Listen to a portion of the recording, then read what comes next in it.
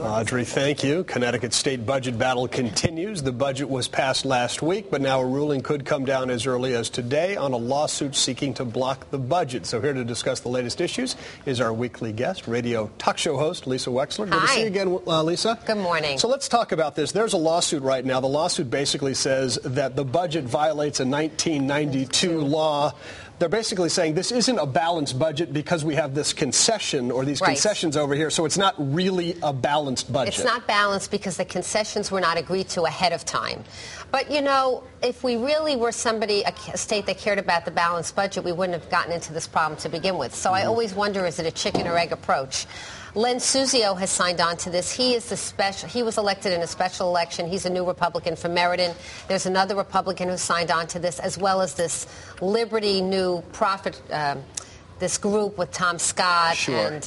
And I don't really know where it's going to go in terms of the state Supreme Court. I have no idea. I do think what's more interesting is that our commissioner, our Department of Revenue Services, told our legislature before they passed the budget that two of these tax increases were likely not enforceable, and they passed it anyway. One was this Amazon tax, this internet tax that the Department of Revenue Services said where it's been imposed, businesses have taken their businesses away from the state. They just decide not to do business in the state. Is that what we want in Connecticut?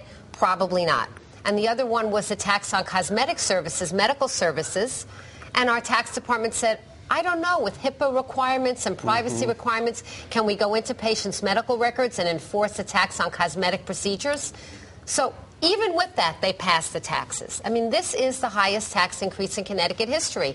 And big picture for Governor Malloy, will the people of Connecticut go with it in order to save their state services? And will the unions go with these concessions that he's proposing? It sounds like they have a plan B in place if the unions say no to the concessions. And the plan B talks about 4,700 layoffs possibly and $1.2 billion in cuts. And in the fine print of those cuts, you're talking about cutting off state funding to the Hartford Library, which shocked me, cutting off a state police helicopter, closing a prison. There are many specific cuts that are outlined there, but I think it's a bit of a bluff and a bit of a scare tactic myself. I remember when Governor Malloy was running to be the governor, there was a great concern that he was not going to be tough on the unions. He had kind of a past of working with the unions and being favored by the unions. And so there was this question, would he really be tough against the unions? And I think some are wondering that maybe this plan B allows him to look as though he's tough against the unions and then say, well, I tried my best. They wouldn't give me the concession, so now we have to go to plan B. I think it'll be in between. I think he'll get some concessions, perhaps not all of them. You know, it's very interesting about the fine print. 22,000 state workers today are getting a raise. And it's a raise that kicks in because there was a moratorium on their raise, not a cost of living increase, what they're calling a step pay raise. So as we're doing all these cuts, in the meantime, state employees are still getting hikes in salary. It's interesting. I had a car towed recently, and the tow truck driver said to me, you know, none of these legislators want to take a pay cut, and why aren't they taking pay cuts? And what's happening with all of these legislators? And would you ask that question, Logan? Would you ask that question? So, you know, yeah, I do ask that question, right. By the way.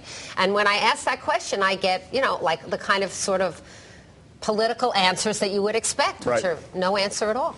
So I wonder what happens now. I mean, it looks like it's going to go to the state Supreme Courts. That's what some of these groups are vowing to do. Yes. They could change their mind at the last minute. Maybe some of these concessions get worked out. Maybe there's a compromise somewhere down the line. Here's what I really think. I think the unions are not going to vote for a Republican. They have nowhere to go. And therefore, I think ultimately they will come with a resolution with Governor Malloy. There will be some resolution of this. Lisa Wexler, good to see you. Let me pitch your radio show because you can listen to Lisa Monday through Friday, 4 to 6 on two stations, 1400 WSCT and 1350 WMLK.